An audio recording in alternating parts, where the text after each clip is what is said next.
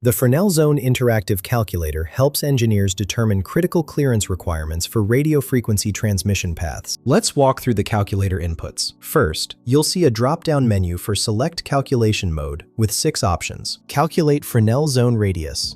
Calculate required clearance at 60%. Calculate nth Fresnel Zone Radius. Calculate required frequency for target radius. Calculate maximum distance for given radius. And calculate wavelength from frequency. For this demonstration, we're using Calculate Fresnel Zone Radius. Next, enter your frequency in megahertz. We'll use 2400 megahertz. Then input your total distance in kilometers. That's 5 kilometers for our example. Finally, enter distance to point D1 in kilometers. We'll use 2.5 kilometers, which is the midpoint of our path.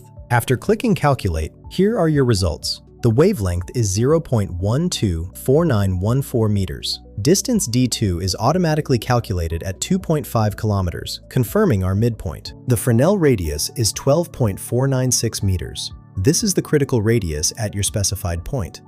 The 60% clearance shows 7.497 meters, which is the minimum recommended clearance to avoid signal degradation. These values ensure optimal wireless link performance. Find the link in the description below.